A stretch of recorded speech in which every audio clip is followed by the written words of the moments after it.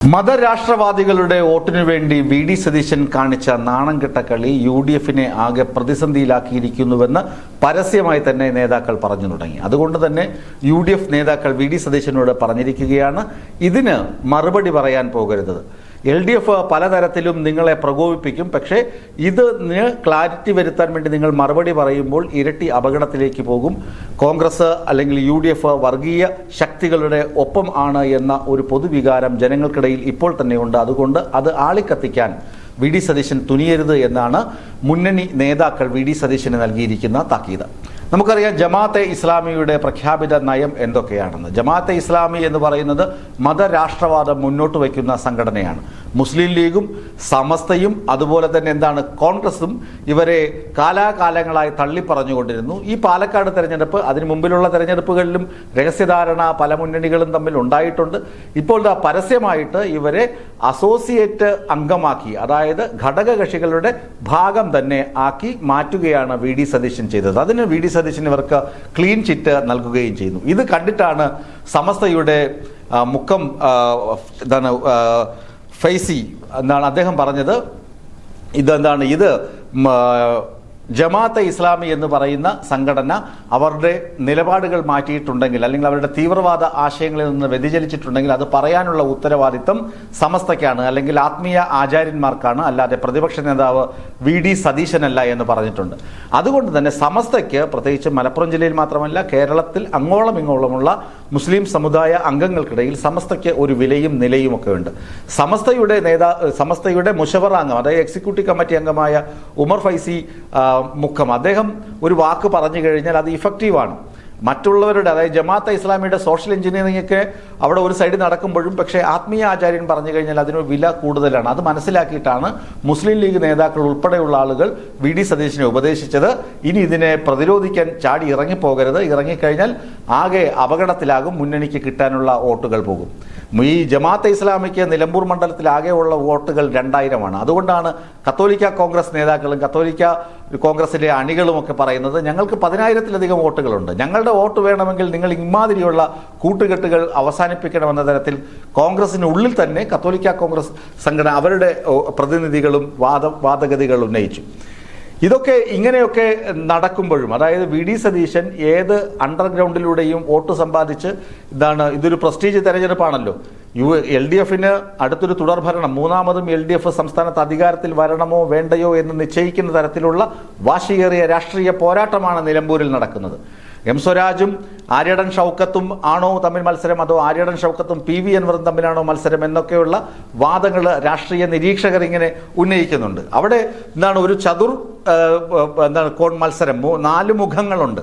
M Swaraj ഇടതുമുന്നണിക്ക് വേണ്ടി, ആര്യടൻ ഷൗക്കത്ത് യു.ഡി.എഫിന് വേണ്ടി, അതുപോലെ മോഹൻ കുമാർ അദ്ദേഹം ബി.ജെ.പിക്ക് വേണ്ടി, അതുപോലെ തന്നെ പി.വി. അൻവർ സ്വതന്ത്രനായും മത്സരിക്കുന്നുണ്ട്. പി.വി. അൻവറിന്റെ മണ്ഡലത്തിലുള്ള മേൽക്കൈ അത് തള്ളിക്കളയാൻ യു.ഡി.എഫിന് കഴിയുന്നില്ല. പി.വി. അൻവർ ഇപ്പോഴും മതനിരപേക്ഷമായ ഒരു കാഴ്ചപ്പാടിൽ ഉറച്ചു നിന്ന് ആര്യടൻ ഷൗക്കത്തിനെയാണ് ആക്രമിക്കുന്നത്. പി.വി. അൻവർ ഒരിക്കലും എം സ്വരാജിനെ കടന്നാക്രമിക്കാനൊന്നും പോകുന്നില്ല. ഈ പിണറായിസം മാറ്റണം എന്ന് പറഞ്ഞ് നടന്നിരുന്ന പി.വി. അൻവർ ഇപ്പോൾ സതീശനിസത്തിനെതിരെയുള്ള പോരാട്ടത്തിലാണ്. സതീശനെ എങ്ങനെയെങ്കിലും യു.ഡി.എഫ് തലപ്പത്ത് നിന്ന് ചവിട്ടി പുറത്താക്കണം, എങ്കിൽ മാത്രമേ യു.ഡി.എഫ് രക്ഷപ്പെടൂ എന്നുള്ള പ്രചരണമാണ് പി.വി. അൻവർ നടത്തുന്നത്. ഇതാണ് നിലമ്പൂരിലെ ഒരു രാഷ്ട്രീയ അല്ലെങ്കിൽ ഇലക്ഷൻ ചിത്രം. 4 സ്ഥാനാർത്ഥികൾ, മറ്റ് സ്ഥാനാർത്ഥികളുണ്ട്, ഇല്ല എന്നല്ല, പക്ഷെ പ്രധാനപ്പെട്ട 4 സ്ഥാനാർത്ഥികൾ അവർ ഉന്നയിക്കുന്ന പ്രശ്നങ്ങളൊക്കെ ഇതാണ്. അതുകൊണ്ട് തന്നെ ഇപ്പോൾ ഞങ്ങളുടെ വാർത്തകൾക്ക് താഴെ പോലും ആളുകൾ കമന്റ് ചെയ്യുന്നത് പി.വി. അൻവറും ആര്യടൻ ഷൗക്കത്തും തമ്മിലുള്ള മത്സരം എന്ന നിലയിലാണ്. പക്ഷെ അങ്ങനെയല്ല, അവിടെ നടക്കുന്ന മത്സരത്തിന്റെ കൃത്യമായ പൾസ് മനസ്സിലാക്കണമെങ്കിൽ അവിടെ പോകണം. കഴിഞ്ഞ ദിവസം അവിടുത്തെ കൂട്ടുകാരോട് സംസാരിച്ചപ്പോൾ അവർ പറയുന്നത് ഇത് ഇത്രയേ ഉള്ളൂ, വളരെ സിമ്പിളാണ്. ആര്യടൻ ഷൗക്കത്തിന് ലഭിക്കാനുള്ള ഒരു 10,000 വോട്ട് ഇദ്ദേഹം പി.വി. അൻവർ കൊണ്ടുപോകും. ആര്യടൻ ഷൗക്കത്തിനെയാണ് പി.വി. അൻവർ എതിർത്തുകൊണ്ടിരിക്കുന്നത്. ആര്യടൻ ഷൗക്കത്തും പി.വി. അൻവറും തമ്മിൽ അവിടെ അടി നടക്കുമ്പോൾ ഇപ്പുറത്ത് ഇടതുമുന്നണിയുടെ സ്ഥാനാർത്ഥി അദ്ദേഹം വളരെ കൃത്യമായി അളന്നു തൂക്കിയ വാക്കുകൾ മാത്രമാണ് പറയുന്നത്. അല്ലാതെ വ്യക്തിഹത്യക്കോ അല്ലെങ്കിൽ ഈ വി.ഡി. സതീശൻ ചെയ്യുന്നത് പോലെ അണ്ടർഗ്രൗണ്ട് ഏർപ്പാടിനോ ഒന്നും ഇടതുമുന്നണി സ്ഥാനാർത്ഥിയോ പോകുന്നില്ല. ഇതൊക്കെ ജനം കാണുന്നുണ്ട്. പിന്നെ ബി.ജെ.പിക്ക് പരമ്പരാഗതമായി അവിടെ വലിയ വോട്ട് ബാങ്ക് ഇല്ല. നവ്യ ഹരിദാസ് മത്സരിച്ചപ്പോൾ 13,000-ലധികം വോട്ട് ലഭിച്ചു. അത് പാർലമെന്റ് തെരഞ്ഞെടുപ്പ് ആയതുകൊണ്ടാണ് അങ്ങനെ ഒരു വോട്ടിംഗ് പാറ്റേൺ ഉണ്ടായത്. അതുപോലെ പ്രിയങ്ക ഗാന്ധി 15-ാം തീയതി വരുന്നു. പ്രിയങ്ക ഗാന്ധിക്കൊന്നും മണ്ഡലത്തിൽ അങ്ങനെ എന്താണ് വലിയ കോളിളക്കം സൃഷ്ടിച്ച് അവിടെ വോട്ട് മുഴുവൻ ആര്യടൻ ഷൗക്കത്തിന്റെ പോക്കറ്റിലേക്ക് കൊണ്ടെത്തിക്കാനുള്ള ശക്തിയൊന്നും ഉണ്ടാവുകയില്ല എന്ന് തന്നെയാണ് സാധാരണ ജനങ്ങൾ പറയുന്നത്. എപ്പോഴും നമ്മൾ സാധാരണ ജനങ്ങൾ, അടിസ്ഥാന വർഗ്ഗക്കാർ, പിന്നെ മധ്യവർത്തികൾ, പിന്നെ യുവാക്കൾ, യൂത്തിന്റെ കാര്യം നോക്കണം. ഈ യൂത്തിന്റെ കാര്യം നോക്കുകയാണെങ്കിൽ ആര്യടൻ ഷൗക്കത്തിനോട് മുഖം തിരിഞ്ഞ മട്ടാണ് യൂത്തിനുള്ളത്.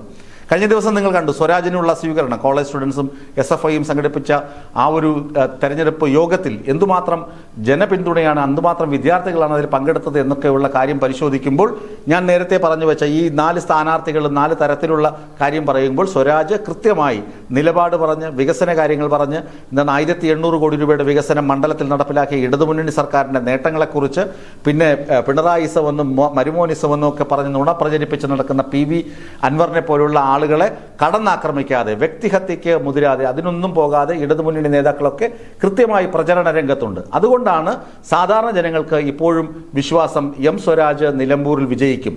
സ്വരാജിന് തന്നെയാണ് ജനപിന്തുണ. കാരണം മറ്റ് സ്ഥാനാർത്ഥികളും അവരുടെ ആശയ പരിസരവുമൊക്കെ വളരെ പങ്കിളിവൽക്കരിക്കപ്പെട്ടതും യാതൊരു നിലപാടില്ലാത്തതും ആണ്. അതുകൊണ്ട് അവർക്ക് വോട്ട് കൊടുത്തതുകൊണ്ട് പ്രത്യേകിച്ച് കാര്യമില്ല. UDFന്റെ താളപ്പിഴയ്ക്ക് പ്രധാന കാരണം VD സതീശനാണെന്നും ജനങ്ങൾ മുദ്രകുത്തുന്നുണ്ട്. VD സതീശൻ നിലമ്പൂരിൽ കാലുകുത്തി നിലമ്പൂരിലുള്ള സാധ്യതയും മങ്ങി. PV അൻവറിനെ ഒപ്പം കൂട്ടാതെ ജമാഅത്തെ ഇസ്ലാമിയെ ഒപ്പം കൂട്ടിയ അപ്പോൾ തന്നെ മണ്ടത്തരം VD സതീശൻ വെളിച്ചത്ത് കൊണ്ടുവന്നു കഴിഞ്ഞു. പിന്നെ PV അൻവർ പോയാൽ വോട്ട് പോകുമോ എന്ന് കരുതി രാഹുൽ മാങ്കൂട്ടത്തിൽ അങ്ങോട്ട് പറഞ്ഞു വിട്ടപ്പോഴും ജനം തിരിച്ചറിഞ്ഞു VD സതീശൻ എന്നത് കള്ളനാണയമാണ്. VD സതീശന്റെ തന്ത്രങ്ങൾ വിജയിച്ചു കഴിഞ്ഞാൽ ഈ നിലമ്പൂർ എന്ന മണ്ഡലം UDFനൊപ്പം പൊയ്ക്കഴിഞ്ഞാൽ അത് വലിയ പരാജയമായിരിക്കും. അത് ശരിയുടെ പക്ഷം ചേർന്ന് നിൽക്കുക എന്ന നിലമ്പൂരിന്റെ മനസ്സിന് എതിരായിരിക്കും എന്നവിടുത്തെ സാധാരണ ജനങ്ങളും എനിക്ക് അറിയാവുന്ന മാധ്യമ പ്രവർത്തകരിൽ ചിലരുമൊക്കെ എന്നോട് നേരിട്ട് ഫോണിൽ സംസാരിച്ചപ്പോൾ പറഞ്ഞതാണ്. അതുകൊണ്ട് തന്നെയാണ് ഞാൻ ഉറപ്പിച്ചു പറയുന്നത്, നിലമ്പൂരിൽ ഇടതുമുന്നണി തന്നെ വിജയിക്കും. സ്വരാജ് തന്നെയായിരിക്കും നിലമ്പൂരിൽ വിജയിക്കാൻ പോകുന്നത്. അതിനകത്ത് ഒരു തർക്കവുമില്ല. അതാണ് ഞാൻ ആദ്യം സൂചിപ്പിച്ച ചില ഘടകങ്ങൾ. ഒന്ന്, ജമാഅത്തെ ഇസ്ലാമിയുമായുള്ള VD സതീശന്റെ വഴിവിട്ട ബന്ധത്തെ മുന്നണി തന്നെ എതിർക്കുന്നു. ഇനിമേലിൽ അതിനെ പ്രതിരോധിക്കാൻ പോകരുതെന്ന് മുന്നണി തന്നെ VD സതീശനെ താക്കീത് ചെയ്യുന്നു. പിന്നീട് ആര്യടൻ ഷൗക്കത്തിനെതിരെ നാഴികയ്ക്ക് 40 വട്ടം PV അൻവർ മുനവച്ച വാക്കുകൾ പറഞ്ഞ് പ്രചരണം കൊഴിപ്പിച്ചുകൊണ്ടിരിക്കുകയാണ്. അപ്പോൾ ആര്യടൻ ഷൗക്കത്തും PV അൻവറും ഒരു സൈഡിൽ തമ്മിലടിക്കുമ്പോൾ മറുവശത്ത് LDFന്റെ സ്ഥാനാർത്ഥി സ്വരാജ് വളരെ കൃത്യമായി ആളുകളെ കാണുകയും വോട്ട് ചോദിക്കുകയും സർക്കാരിന്റെ വികസന പദ്ധതികളും വികസന നേട്ടങ്ങളും എണ്ണി പറയുകയും ചെയ്യുന്നു. അപ്പോൾ ജനം ഒപ്പം നിൽക്കുന്നത് സ്വരാജിനൊപ്പമാണ്. നിലമ്പൂരിന്റെ ഹൃദയവും മനസ്സും അവരുടെ താളവും അവരുടെ ജീവിത ചക്രവും ഒക്കെ ഓടുന്നത് സ്വരാജിനൊപ്പമാണ് എന്നാണ് സാധാരണക്കാർ നൽകുന്ന റിപ്പോർട്ട്. അതുകൊണ്ട് ഉറപ്പിച്ചു പറയാം, ഈ ജനഹിതം അവരുടെ ഇപ്പോൾ ഈ പറയുന്ന കാര്യങ്ങൾ മാറുകയില്ലെങ്കിൽ ഉറപ്പാണ് ഇടതുമുന്നണി സ്ഥാനാർത്ഥിയായി മത്സരിക്കുന്ന സ്വരാജ് നിലമ്പൂരിൽ വിജയിക്കും. മറ്റ് സ്ഥാനാർത്ഥികൾക്ക് കിട്ടുന്ന വോട്ടുകൾ നേരത്തെ കിട്ടിയതുപോലെ ആയിരിക്കില്ല, വളരെ കുറവ് ഉണ്ടാവുകയും ചെയ്യും.